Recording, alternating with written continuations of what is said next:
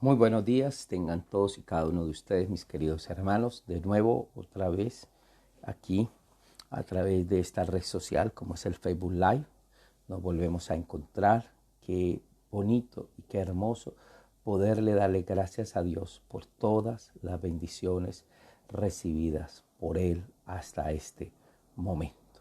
Él es bueno y para siempre es su misericordia.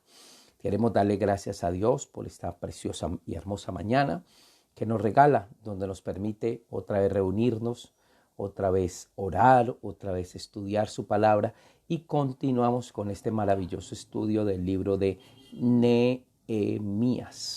Estamos estudiando el libro de Nehemías y hoy Dios tiene una palabra de bendición para poder seguir aprendiendo más sobre este maravilloso tema como es Nehemías. Yo les invito a que oremos, démosle gracias a Papito Dios y presentemos este tiempo delante de la presencia de Dios. Saludamos a mi hermana Carmen Martínez, dice buenos días pastor, Dios lo bendiga. A Meida Solarte, saludamos también a Juan Carlos Delgado Grijalva, dice feliz martes pastor y hermanos, Dios los bendiga siempre. Entonces, a todos ustedes, Dios les continúe bendiciendo grande y poderosamente. Padre, yo te doy muchas gracias, Señor, por esta palabra que hoy tienes para nuestras vidas. Háblanos de una manera muy, pero muy especial, y que lo que hoy vamos a enseñar sobre este maravilloso libro de Nehemías, seas tú guiándonos, oh Dios. Toma esta palabra y dirige tú esta palabra. Y que no sea mi conocimiento humano ni mi sabiduría, sino ese respaldo tuyo, Señor. Háblanos, Espíritu Santo. Háblanos de una manera especial. En el nombre de tu Hijo amado Jesús. Amén y amén. Dios les bendice a todos y cada uno de mis hermanos. Saludamos también a Diana Vázquez, a Marlenita, mi prima, a Marina Yolanda Botina Enríquez, también la saludamos en esta mañana. Vamos a escuchar una canción interpretada por el grupo Manantial, se llama Que Dios te bendiga. Y después continuamos ya con nuestro estudio del libro de Nehemías.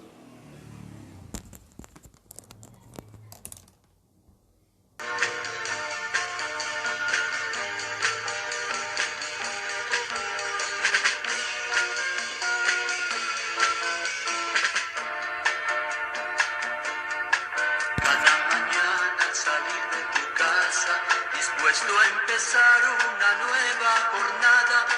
Pídele a Dios que ilumine el camino por donde tú vayas. Y en la mañana al volverte a encontrar con amigos, que sea un encuentro feliz. Con la alegría por el nuevo día que vas a vivir.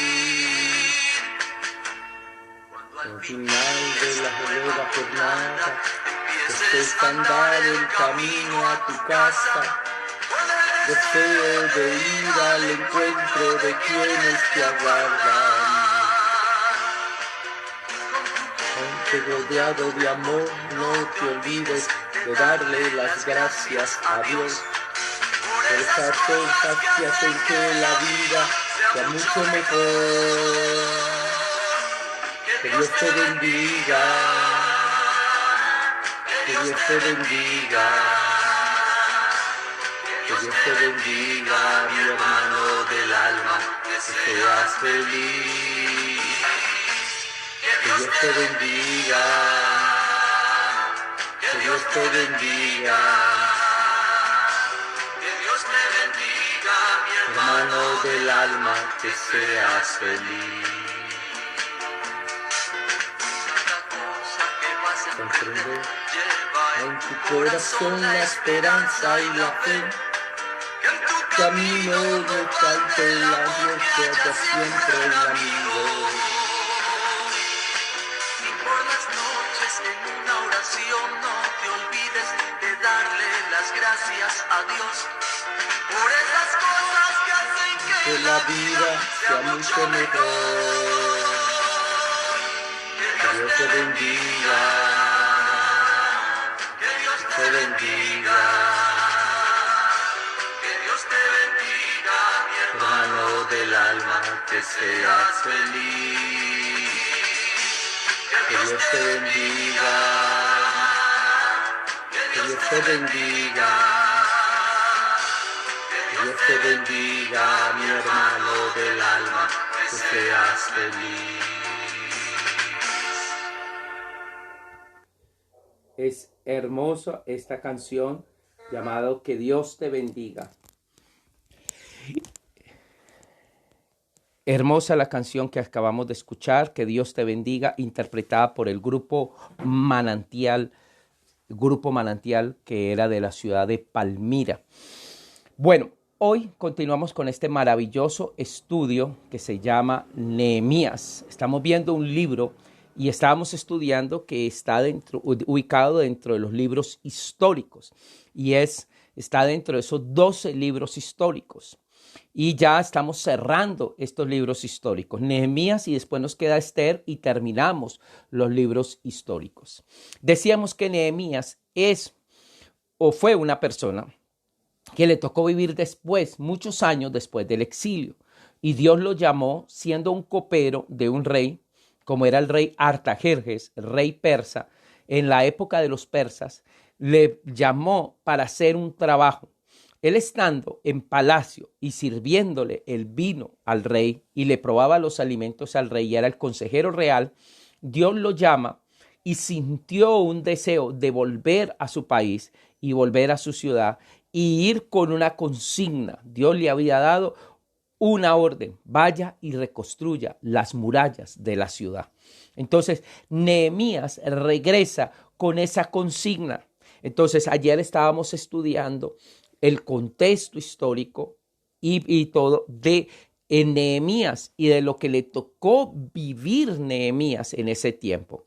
Entonces, ahí estábamos analizando, viendo, maravilloso y todo. Entonces, vamos a continuar con este estudio panorámico de la Biblia y que estábamos estudiando el libro de Nehemías. Entonces, rápidamente vamos a hacer un repaso de esto, de lo que hemos visto hasta este momento y continuamos con nuestro estudio panorámico de la Biblia. Entonces les decía yo que estaba dentro de estos 12 libros históricos y hemos visto ya estos libros.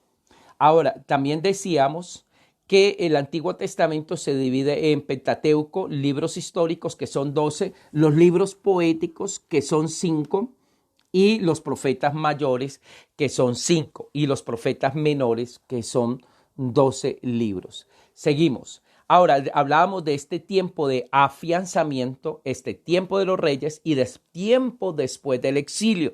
Y en el tiempo después del exilio hablábamos que aparece un personaje llamado Nehemías. Después de Nehemías estudiaremos el libro de Esther.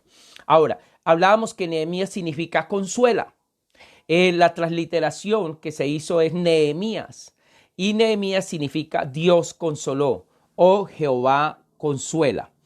Jehová consuela. Entonces, continuemos. Ahora, decíamos que el autor se cree que es Nehemías, ¿sí? Y es cerca del año 430 que escribió este libro y lo escribió con un propósito o con un estilo muy narrativo histórico, o sea, mostrarnos a nosotros la historia de esta época después del exilio.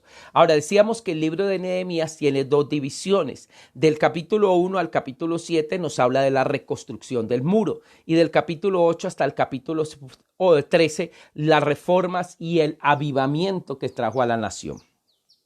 Entonces, ayer hablábamos más o menos cómo está dividido el libro de Nehemías. Y estábamos viendo el capítulo 1 y el capítulo 2, el viaje de Nehemías a Jerusalén, el capítulo 3 al capítulo 4, inicio de la reconstrucción de los muros, el capítulo 5 al capítulo 7, oposición y muros construidos, capítulo 8 al capítulo 10, la lectura de la ley y el avivamiento, y el capítulo 11 al 13, residentes de Jerusalén y las reformas de Nehemías. Entonces ayer veíamos del capítulo 1, empezamos la primera parte y empezamos a estudiar estos antecedentes y hablábamos cómo la ciudad estaba destruida y cómo los muros se habían caído. Y entonces ahí se da la necesidad, ¿sí? La necesidad de Nehemías venir a cumplir esa función de reconstruir una ciudad que estaba los muros en ruinas, estaban los muros caídos, las puertas estaban destruidas, estaban quemadas por el fuego. Entonces, en esta época, ya el templo había sido reconstruido bajo el tiempo de Zorobabel y Esdras había regresado a enseñarles de nuevo a adorar a Dios en el templo y a hacer el culto a Dios. Pero ahora se da la necesidad, Dios necesita levantar un hombre que ayude a reconstruir la ciudad y que ayude a levantar los muros de esa ciudad y que le dé otra vez esa confianza al pueblo de que están viviendo seguros, aunque nuestra seguridad es Dios. Ahora, continuemos. Entonces, estábamos viendo cómo Nehemías era el copero de un rey, eso lo estudiamos ayer, y cómo hizo todos los preparativos para llegar de nuevo a esta ciudad, para reconstruirla. Pero cuando llega, empieza un trabajo primero de mirar y saber exactamente qué era lo que había que hacer y empezó a darle ánimo al pueblo.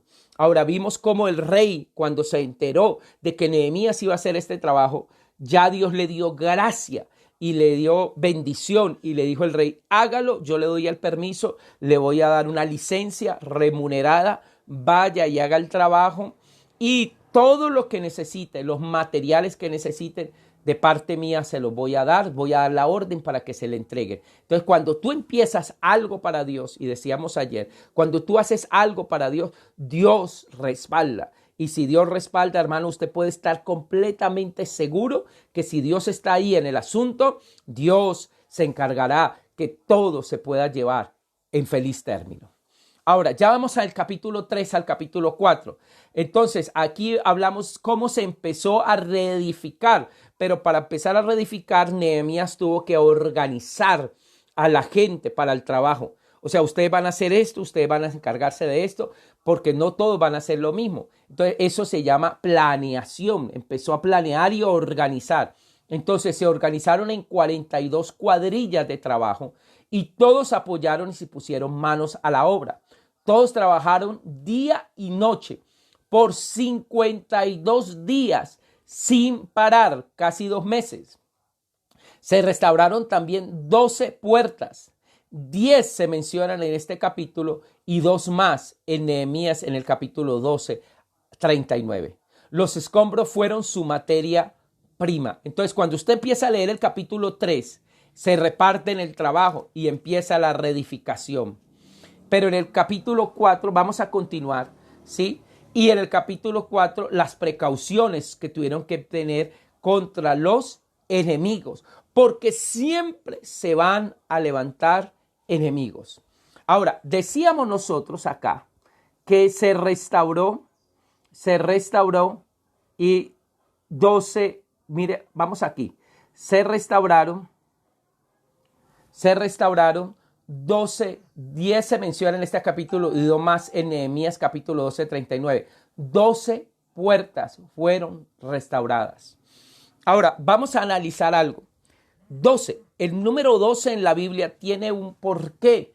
Hermanos, 12 es gobierno, 12 es un número de gobierno. Jesús tuvo 12 apóstoles y eran las 12 tribus de Israel. Y aquí nos están hablando de 12 puertas. Y vamos a mirar que cada puerta y cada nombre de cada puerta tiene un porqué.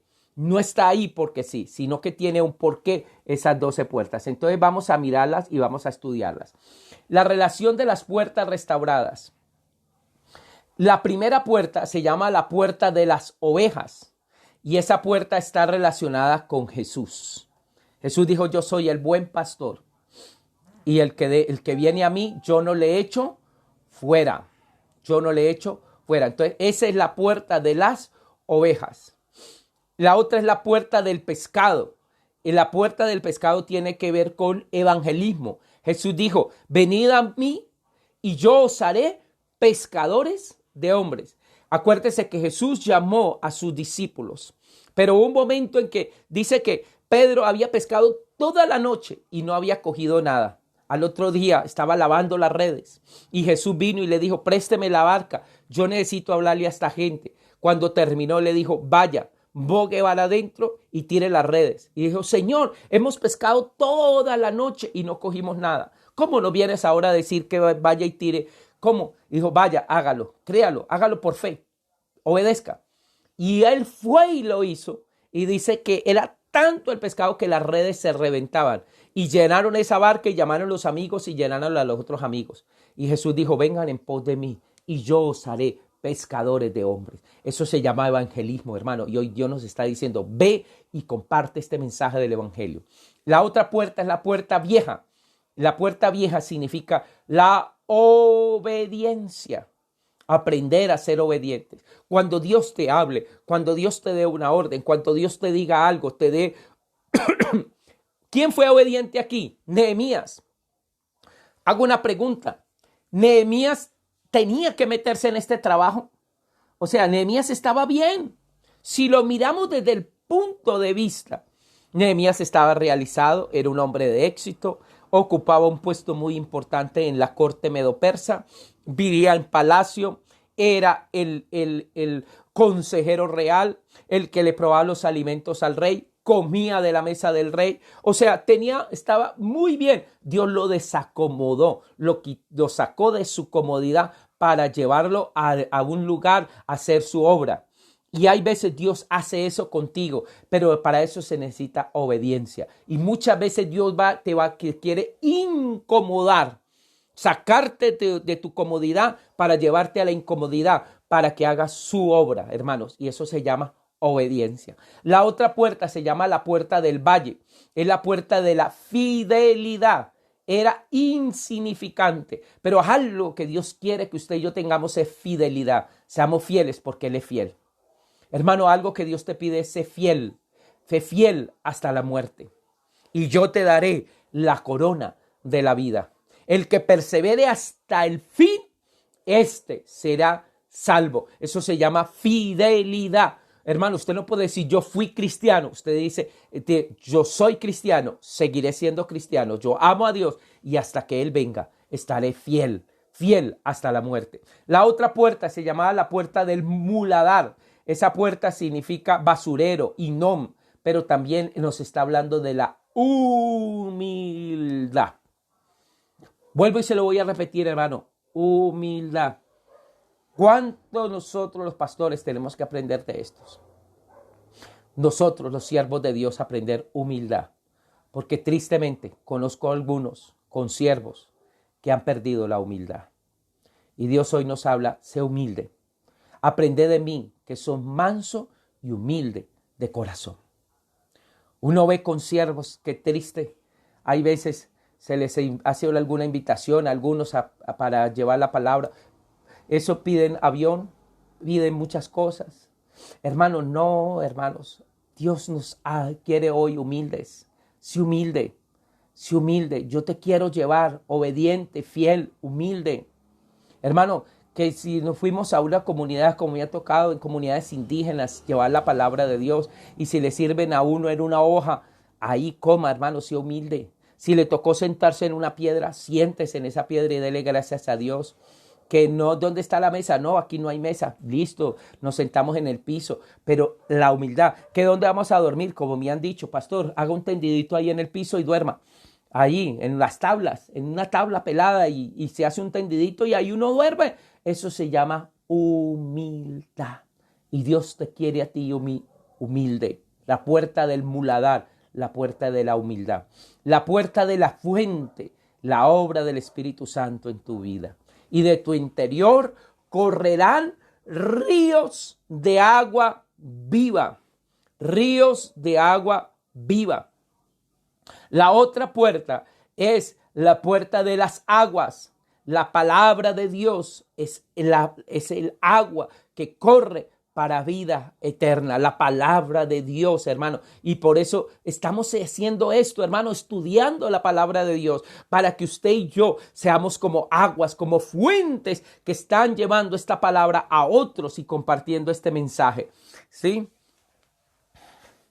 Aleluya. La otra puerta es la puerta de los caballos.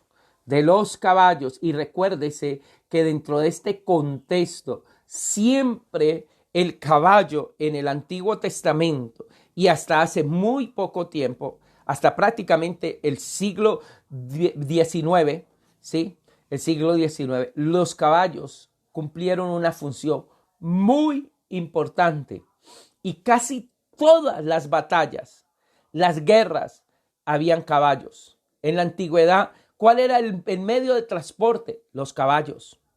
Entonces, cuando hablamos de la puerta de los caballos, estamos hablando de guerra o de batalla espiritual, de esa guerra espiritual, de esa batalla espiritual que tú y yo tenemos que todos los días, porque no tenemos lucha contra carne ni sangre, sino contra potestades, huestes espirituales de maldad, gobernadores de las tinieblas. Es lo que dice la palabra de Dios. La otra puerta, la puerta oriental, la venida de nuestro, aquí habla de en el siglo XVI, el sultán Solimán. Hermanos, recuérdese que los judíos, hermanos, tuvieron un problema y actualmente lo tienen. ¿Y qué hicieron ellos? Cuando a Abraham Dios le dijo, sal de tu tierra y de tu parentela y ve a la tierra que yo te mostraré y yo te voy a dar un hijo de bendición. Él se puso a tener un hijo con una mujer que se llamó Agar, era de origen egipcio y de ese hijo le nació o vino todo lo que fue la familia árabe, los árabes. Y de los árabes salió Mahoma y salieron los sultanes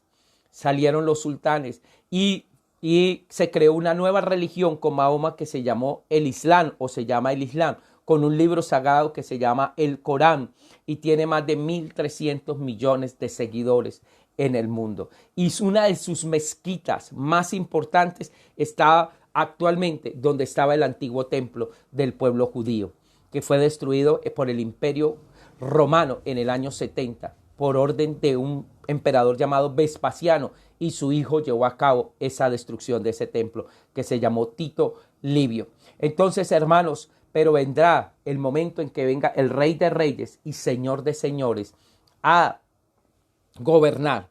La otra puerta es la puerta del juicio.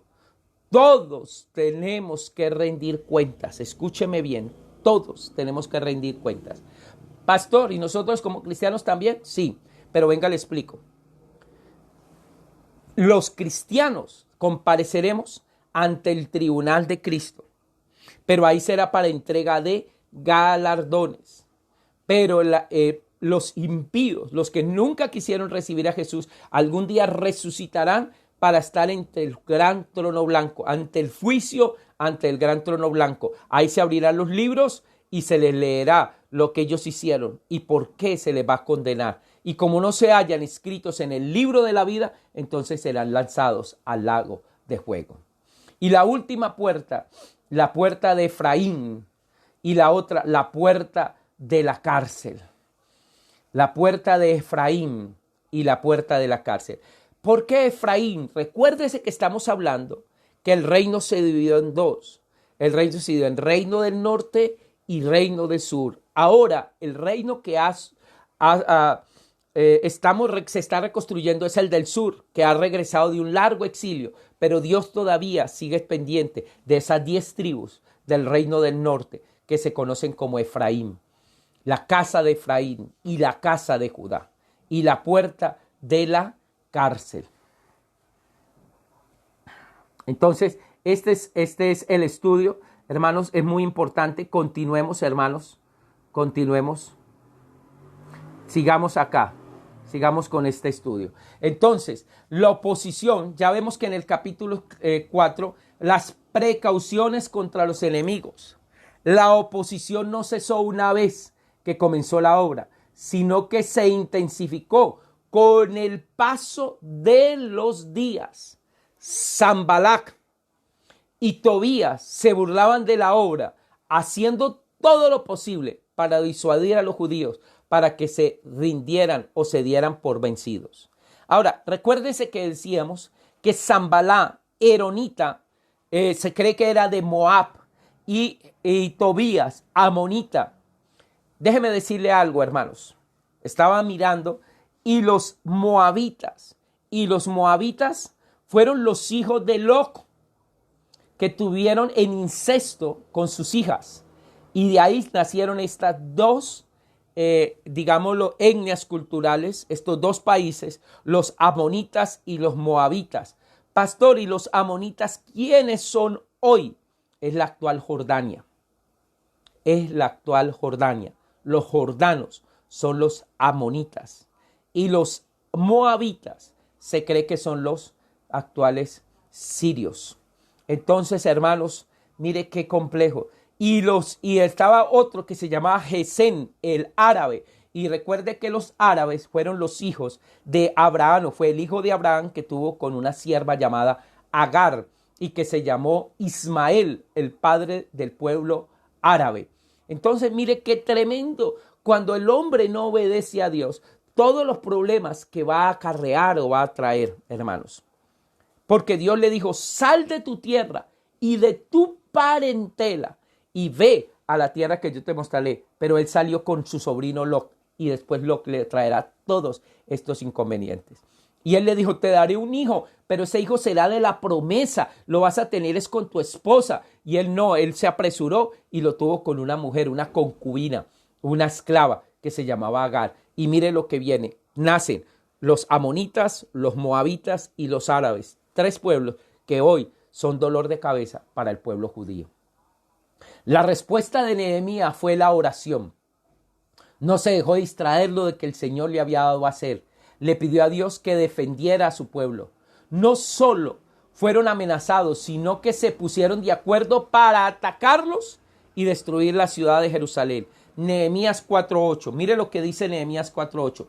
Conspiraron luego todos en una para venir a atacar a Jerusalén y hacerle daño.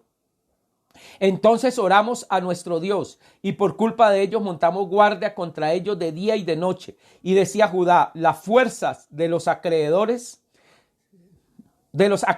se han debilitado y el escombro es mucho. No podemos reconstruir el muro. Y nuestros enemigos dijeron que no sepan, que vean hasta que entremos en medio de ellos, los matemos y hagamos cesar la obra. Pero sucedió que cuando venían los judíos que vivían entre ellos, nos decían una otra vez, de todos los lugares donde habitan, ellos caerán sobre vosotros. Entonces puse el pueblo por familias, con sus espadas, con sus lanzas y con sus arcos, por las partes bajas del lugar y detrás del muro de los sitios abiertos. Y después miré que me levanté y dije a los nobles y a los oficiales y al resto del pueblo, no temáis delante de ellos, acordaos del Señor, grande y temible, pelead por vuestros hermanos, por vuestros hijos y por vuestras hijas, por vuestras mujeres y por vuestras casas. Y cuando supieron nuestros enemigos que estábamos sobreavisados y que Dios había desbaratado sus planes, no volvimos todos al muro, cada uno a su tarea. Y desde aquel día, la mitad de mis siervos trabajaba en la obra y la otra mitad se mantenía armada con lanzas, escudos y arcos y corazas. Y detrás de ellos estaban los jefes de toda la casa de Judá. Los que edificaban en el muro, los que acarreaban y los que cargaban, con una mano trabajaban en la obra y la otra mano sostenían una espada. Así les tocó terminar en 52 días la construcción del muro. Qué complejo, hermano, qué difícil. Pero cuando estamos con Dios, hermano, Dios está ahí. A pesar de las amenazas e intrigas, Nehemías les dijo que se prepararan, pues Dios lucharía por ellos. Con una mano trabajaban y con la otra sostenían sus espadas. Todos los que trabajaban en la reconstrucción llevaban la espada. Tal era su confianza en Dios que no los llegarían a detener en la reconstrucción del muro. A punto que Nehemías llegó a afirmar enfáticamente, nuestro Dios peleará por nosotros. Capítulo 4, versículo 20. En lugar donde oigáis el sonido de la trompeta, reunidos allí con nosotros, nuestro Dios peleará por nosotros. ¿Cuántos dicen amén, hermano? Dios pelea por usted y por mí y Dios nos da la victoria. Entonces ahí vemos, hermanos, cómo se está reconstruyendo. Pero a pesar de esta reconstrucción, siempre hay oposición. El peor ataque no viene de afuera, sino desde adentro. Entre los judíos, algunos habían adquirido riquezas y otros les habían pedido prestado dinero. Los ricos habían sido usureros, cobrando cantidades abusivas de intereses por los préstamos. Y Nehemías los tiene que confrontar y ellos condonan la deuda. Condonaron la deuda. Abolición de la usura. Capítulo 5. En el capítulo 5 vemos la abolición de la usura. Y hermanos, es tremendo, hermanos, ver esto. Cómo Dios había bendecido a algunos judíos y ellos habían adquirido muchas riquezas, pero otros que estaban en una situación un poco más difícil pedían prestado. Desde esa época se ve la bancarización, un sistema bancario. Pero entonces decían, nosotros les prestamos, pero nos cobran esto y esto nos pagan a nosotros de intereses. Hermano, muy similar ahora. Muy similar ahora, hermano. Y Nehemías tiene que confrontar duramente al pueblo por esto de la usura, por haber caído en usura. Capítulo 5 dice, entonces hubo un gran clamor del pueblo y de sus mujeres contra sus hermanos judíos. Y había quien decía, nosotros, nuestros hijos y nuestras hijas somos muchos. Por tanto, hemos pedido prestado grano para comer y vivir. Y había quienes decían, hemos empeñado nuestras tierras, nuestras viñas, nuestras casas para comprar grano a causa del hambre. Y otros decíamos, hemos tomado prestado dinero sobre nuestras tierras y viñas para el tributo del rey. Ahora bien, nosotros y nuestros hermanos somos de una misma carne y nuestros hijos son como sus hijos. Sin embargo, nosotros tuvimos que entregar nuestros hijos y nuestras hijas a servidumbre. Y algunas de nuestras hijas son ya esclavas y no podemos rescatarlas porque nuestras tierras y nuestras viñas ya le pertenecen a otros. Cuando oí su clamor y estas palabras me enojé mucho. Y después de meditarlo bien, reprendí a los nobles y a los oficiales y les dije, ¿exigís intereses a vuestros hermanos? Además convoqué contra ellos una gran asamblea y les dije, nosotros, según nuestras probabilidades, rescatamos a nuestros hermanos judíos que nos habían sido vendidos a las naciones. Y ahora sois vosotros los que vendéis aún a vuestros hermanos para que nosotros tengamos que rescatarlos de nuevo. Y clamaron pues y no tuvieron que responder. Y yo les añadí, no es bueno lo que estáis haciendo. ¿No deberíais andar en el temor de nuestro Dios para no ser objeto de burla de las naciones enemigas nuestras? También yo y mis hermanos y mis criados les habíamos prestado dinero y grano. Perdonémosles esa deuda. Os ruego que les devolváis hoy sus tierras, sus viñas, sus olivares y sus casas, y la centésima parte del dinero, del grano, del vino y del aceite que demandáis de ellos como intereses. Y ellos respondieron, lo devolveremos y nada le demandaremos. Haremos así como tú lo dices. Esto se llama liderazgo, pero también se llama justicia. Hermanos, yo me imagino algún día que de pronto, ¿verdad?, algunos de los banqueros dijeran, no, perdonamos las deudas. Ustedes ya no tienen que pagar más. Ya, se les devuelve sus casas, se les devuelve sus tierras, pero tristemente uno de los problemas hoy en nuestros tiempos es la usura. La usura. Pero Nehemías trajo abolición a esa usura en este tiempo, hermanos. Continuemos con este estudio. Oposición y muros construidos. En el capítulo 6 vemos las maquinaciones de los adversarios. Le ponen una emboscada, pero Nehemías no asiste. Lo acusan de querer hacerse rey y amenazan con denunciarlo. Nehemías les dice que eso es un invento de ellos y no cede. Nehemías capítulo 6, versículos 9. Vamos a leer lo que dice aquí Nehemías 6, 9. Porque todos ellos nos amedrentaban diciendo, se debilitarán las manos de ellos en la obra y no será terminada. Ahora pues, oh Dios, fortalece tú mis manos. Entonces,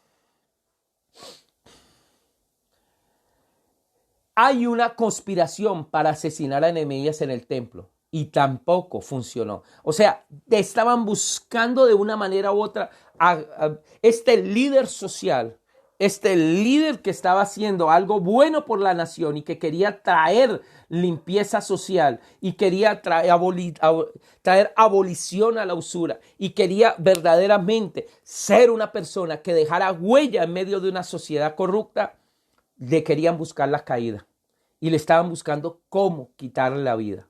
Qué triste, hermano, cuando Dios levanta una persona que quiere hacer algo por el pueblo, ahí mismo las grandes personas, los dueños de las finanzas y todo, ahí mismo se oponen y todo. Y esto le pasó a Nehemías. Se opusieron y le querían quitar la vida. Continuemos. Nehemías confiaba tanto en Dios que ninguna amenaza lo amedrentaba. Después de 52 días, el muro fue terminado. Nehemías capítulo 6, versículo 15. Fue terminado pues el muro en 25 del mes de Elul, en 52 días. Cuando lo oyeron todos nuestros enemigos, temieron todas las naciones que estaban alrededor de nosotros y se sintieron humillados y reconocieron que por nuestro Dios había sido hecho esta obra. En aquellos días los principales de Judá enviaban muchas cartas a Tobías y recibían las de éste, porque muchos en Judá se habían aliado con él, pues era yerno de Secanías, hijo de Ara, y Jonatán, su hijo, había tomado por mujer a la hija Mesulam, hija de Berequías. Y también contaban delante de mí las buenas obras de Tobías, y a él le refería mis palabras, y Tobías enviaba cartas para atemorizarme. Hermanos, Tobías, el amonita, acuérdese, hijo de Loc, con una de sus hijas, la actual Jordania, y hoy todavía sigue siendo un pueblo que le da mucha guerra al pueblo judío. Continuemos. Nehemías encontró la lista de los que habían venido con Zorobabel y la incluyó. Cada familia podía mirar en la lista su propia historia familiar. O sea, Nehemías empieza entonces los compañeros de Zorobabel en la repatriación. Los judíos ahora estaban protegidos por el muro reconstruido, pero todavía necesitaban pasar un tiempo en la palabra para ser renovados en su relación con Dios. Pocas palabras. Sí, muy bonito. Tenemos un muro y tenemos un muro que nos protege y qué bendición y todo eso. Pero ahora necesita como pueblo volver otra vez a la palabra, volver a ser renovados en su relación con Dios. Porque de nada sirve tener una casa muy bonita y tener unos muros muy bien construidos, pero si no tienen una relación con Dios, de nada sirve. Y entonces aquí, a partir de esto, empieza la otra parte, la parte número 2, que la vamos a estudiar del capítulo 8 al capítulo 13, y ahí termina el libro de Nehemías. Por eso este estudio lo hemos dividido en 2 partes, y ya terminamos esta primera parte y ahora empezamos esta otra parte. Esta parte nos habla de Esdras, da lectura al libro de la ley. O sea, aquí aparece el personaje llamado Esdras. Confesión de pecados del pueblo, la renovación y obediencia al pacto y la lista de los residentes de Jerusalén, la dedicación del muro a Dios y las reformas que trajo Nehemías. Ya esto nos lo habla del capítulo 8 al capítulo 13. Capítulo 8 me habla de Esdras, lee la ley al pueblo. Esdras lee a la multitud la ley de Dios desde el alba hasta el mediodía. Las personas escucharon la escritura y adoraron a Dios. Los levitas ayudaron a las personas a entender las escrituras que habían escuchado. Y por eso entonces leemos en Nehemías 8:8 como dice, y leían claramente en el libro de la ley de Dios y explicaban su sentido, de modo que entendían la lectura. Y es que la lectura de la ley se hacía con mucha claridad y recalcaban todo el sentido, de modo que el pueblo pudiera entender lo que estaba escuchando. Y ahí el pueblo empieza a llorar y empieza, Entonces el gobernador Nehemías, el sacerdote y escriba Edras y los levitas que hacían entender al pueblo, dijeron a todo el pueblo: hoy es día consagrado a Jehová, nuestro Dios. No os entristezcáis ni lloréis, pues todo el pueblo lloraba oyendo la palabra de la ley. Y luego les dijo: id y comed, alimentos grasos, bebed vino dulce y envía porciones a los que no tienen nada preparado, porque este es el día consagrado de nuestro Señor. No os entristezcáis, porque el gozo de Jehová es vuestra fortaleza. Y también los levitas clamaban a todo el pueblo diciendo: callad, porque es día santo. No os entristezcáis. Y todo el pueblo se fue a comer y a beber y a obsequiar porciones y a gozar de gran alegría, porque habían entendido las palabras que les había enseñado. Qué hermoso, hermanos. Empieza a haber un avivamiento a través de la lectura de la palabra de Dios. O sea, este hecho de estar leyendo la palabra de Dios trajo un avivamiento al pueblo. ¿Por qué el pueblo lloró al oír la lectura de la Biblia? Porque fueron conscientes de la santidad de Dios y además ellos habían vivido alejados de su palabra. Oyeron las bendiciones y maldiciones que figuran en la ley de Dios y entendieron que habían experimentado cada una de esas maldiciones. Fueron conscientes de su pecaminosidad y esto les quebró el corazón. Por eso no dejaban de llorar. Volvieron a celebrar la fiesta de los tabernáculos, recordando cómo Dios les había traído de vuelta después de 400 años de esclavitud en Egipto. Sabiendo que Dios les había traído de regreso después de 70 años en Babilonia, no hay duda que este era el momento especial para ellos. El pueblo llora por su pecado y Esdras intercede ante Dios por ellos y recuerda la gran misericordia de Dios a favor del pueblo o a favor de su pueblo Israel. Y eso lo vemos en el capítulo ya 9. Esdras confiesa los pecados de Israel. Y en el capítulo 10, el pueblo se compromete a guardar la ley. Dice: es a la luz de la misericordia de Dios que quisieron renovar su pacto con él. Los líderes de Jerusalén firmaron un documento y se comprometieron en guardar la ley de Dios, y el pueblo es testigo de ese compromiso.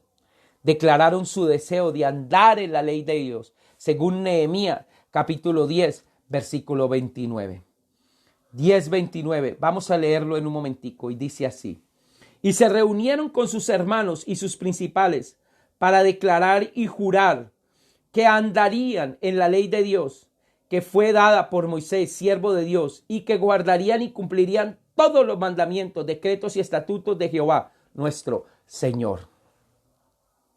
Hermanos, los líderes de Jerusalén firmaron ese pacto y se comprometían a guardar la ley de Dios. Declararon su deseo de andar en la ley de Dios. Y también prometieron no entregar a sus hijos e hijas en matrimonios mixtos con los hijos e hijas de las naciones idólatras de su alrededor. Y rededicaron sus vidas a Dios. Yo creo que este es un tiempo, hermanos, que Dios te está diciendo: vuelve tus ojos a mí.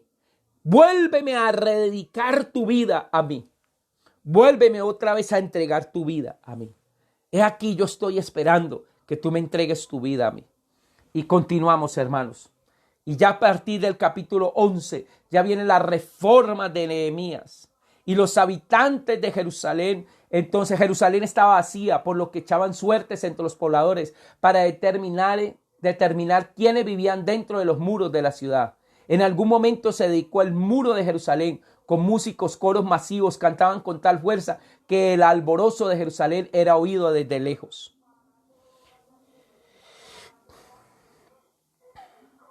Y se reorganizaron las responsabilidades en el templo para los sacerdotes y levitas. Ya en el capítulo 12 aparece la reorganización de los sacerdotes y levitas y la dedicación de nuevo del templo. Otra vez se volvió a dedicar el templo. Nehemías descubrió que Tobías, uno de los enemigos de Israel, tenía un cuarto en el templo. Tomó medidas rápidas y tiró todas sus pertenencias fuera de allí. y en el capítulo 10 había dedicado sus vidas a Dios y ahora violan el día sábado, dedicándose a sus negocios. Y Nehemías les cerró las puertas y no les permitió más comerciar. El mismo pecado que había cometido en tiempo de Esdras con los matrimonios mixtos, lo hicieron otra vez. Y tuvo que Nehemías hacer medidas drásticas, reformas drásticas hizo Nehemías ya en el capítulo 13. Nehemías trató el problema de los matrimonios mixtos de manera inmediata. Y reñí con ellos y lo maldije. Y herí a alguno de ellos y les arranqué los cabellos. Y les hice jurar diciendo, no darán sus hijas a sus hijos y no tomarán de sus hijas para sus hijos, ni para ustedes mismos. Nehemías 13, 25. No podemos ser condescendientes con el pecado, pues terminará destruyéndonos. No debemos tolerarlo, sino que debemos de ser radicales con él, hermano. Y lo que toca sacar, sacarlo. Nehemías 13:25. Y mire lo que dice aquí. Reñí con ellos y lo maldije. Hice azotar a algunos de ellos y arrancarle los cabellos. Y les hice jurar diciendo, no daréis vuestras hijas a sus hijos, ni tomaréis de sus hijas para vuestros hijos, ni para vosotros mismos. Versículo 26. Hace la pregunta a Nehemías. ¿No pecó por eso Salomón, rey de Israel? Aunque en muchas naciones no hubo rey como él, que era amado de su Dios, y Dios lo había puesto por rey sobre todo Israel, aún a él lo hicieron pecar las mujeres extranjeras. Entonces está poniendo de ejemplo a Salomón. Y dijo, ¿por qué Salomón terminó mal empezando bien? Porque tuvo mujeres extranjeras que lo hicieron pecar. Para concluir y terminar el libro de Nehemías. Nehemías fue un líder, administrador y reformador. Por eso todas las cosas eran un hombre de fe. Pero sobre todas las cosas, ¿qué era? Un hombre de fe. Siempre clamaba a Dios por ayuda. Aún en sus últimas reformas, cuando se vio forzado a ejercer disciplina en que ciertamente no quería hacer. Nehemías era un hombre completamente rendido a Dios y confiaba que Dios lo guiara en cada paso de su caminar.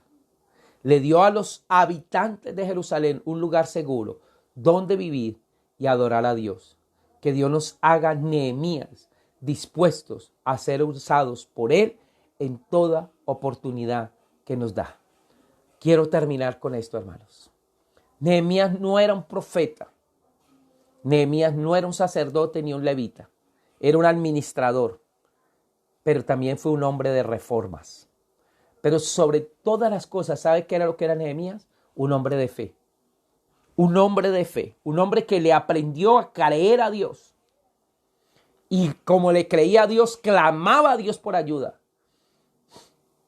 Y muchas veces se vio forzado a ejercer disciplina, que él a lo mejor no quería ni hacer, pero era un hombre con unas convicciones claras. Un hombre radical. Era un hombre rendido a Dios y confiaba en que Dios lo guiaría en cada paso de su caminar. ¿Y sabe qué le trajo a Jerusalén, a ese país y a esa nación y a esa ciudad? Le trajo un lugar seguro donde vivir y adorar a Dios. Hermano, tú no te puedes. Si ves nuestro país, nuestra ciudad, tenemos que hacer algo por ella. Tú eres ese hombre, ese Nehemías. Tú dirás, pero yo no soy un sacerdote, yo no soy un levita, yo no soy un pastor, yo no soy un maestro, yo no tengo llamado. No, puedes ser un administrador, puedes ser un hombre común y corriente, un civil, pero que si en las manos de Dios, si tú le crees a Dios, puedes Dios usarte para traer reformas a una ciudad, como Cali. Dios te bendiga. Y con esto terminamos este maravilloso libro de Nehemías. Mañana empezaremos a ver un nuevo libro llamado Esther. Quiero darle gracias a Dios en esta mañana, en los minutos que nos restan. Démosle gracias a Dios. Oremos. Padre, yo te doy gracias por Nehemías, un hombre de fe, un administrador, un hombre que se dejó usar por ti y que entendió el plan y propósitos que tú tenías con su vida.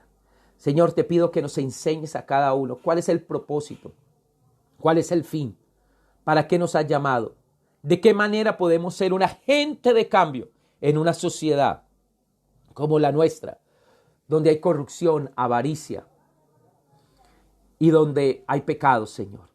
Ayúdanos a ser Nehemías para traer reformas radicales a un pueblo que lo está necesitando. Yo te pido una bendición especial por cada hermano y cada hermanita, que hoy tú estás llamando como Nehemías y les estás diciendo, entrégate en mis manos que yo te quiero usar. Padre, gracias te doy, oh Dios, por esta palabra. Y te pido, Espíritu Santo, que sigas ministrando a muchos de los que han escuchado esta palabra. Y que este llamado ministerial que tú estás haciendo a algunos, especial que estás haciendo en algunos, lo puedan cumplir, oh Dios, y puedan ser esos Nehemías del siglo XXI. Gracias te doy, oh Dios. Toma mi vida y úsala para la gloria y la honra de Cristo Jesús. Y que yo sea un instrumento y siga siendo un instrumento en tus manos, cumpliendo lo que tú me has pedido que haga. Gracias, Señor, te doy. En el nombre de Jesús. Amén y amén. Dios le bendiga a cada uno de ustedes. Saludo en esta mañana a Wilson Díaz Granados, que nos ve desde la hermosa ciudad de Mocoa, a su hija y su hijo. Saludo también a su esposa, mi hermana Maura, su hija Ingrid, su hijo César, y también quiero pedir por su nieta Naela. Saludamos a Juan Carlos Delgado Grijalva, a Carolina Angulo, a mi prima Cenelia Rojas, que está viendo esta palabra también desde la hermosa ciudad de Florencia, en el Caquetá. Cenelia, Dios te bendiga. Dice, gracias, primo, por esta palabra tan edificante. Dios te bendiga. Y a ti también. Carmen Martínez, Rosalena Bolaños, Wilson Carrillo, Alba Cecilia Gómez, Angie Paola Giraldo, una estudiante mía, qué bendición, del Instituto Bíblico y Ministerial. Marly Martínez, Karen García Molina, Rosa Elena Bolaños, mi prima María Teresa Vázquez Rojas, también la saludamos. La hermana Luz Aida Barona Jaramillo, también saludamos a Eduard Valles. Wilson Díaz Granados dice, Dios te bendiga, pastor, Dios bendiga su vida y siempre le dé sabiduría cada día más. Que la sangre de Jesucristo lo proteja, unido con toda su familia. Gracias, hermano. Amén por esas palabras. También saludamos a Edith Solano, a Francisco Bernal en Bogotá. Dice, buenos días, pastor Alberto, bendiciones a todos. Nehemías fue usado por Dios para reconstruir el muro y volver a Dios el centro del pueblo judío. Así es, hermano. Así es. Lo trajo para hacer reformas radicales. Saludamos a mi prima Miriam Estela Rojas. También saludamos a María Eugenia Gómez Oquendo, que nos ve desde el Distrito Federal, el DF, en México. Y Felipe Romano Ordóñez, Dios te bendiga, Felipe. A Diana Cubillos Muñoz desde Villa Carmelo. Saludamos a Lilian Carrasquilla Quintero también. Dios te bendiga, Lilian, a ti, a tu esposo y a toda tu familia. Y saludamos también a Edith Almeida Solarte, a Marina Yolanda Botina y Nana Vanegas. Y saludamos también a Dianita Solís. A todos los que nos ven en esta mañana, amén. Que Dios les bendiga. Dios les continúe bendiciendo y que la gloria de Dios siga en las vidas de cada uno de ustedes. También saludamos a Herminia Sobeida y saludamos a mis tíos Fanor, Milton y Jairo. Dios los bendiga. Que tengan un feliz y bendecido día.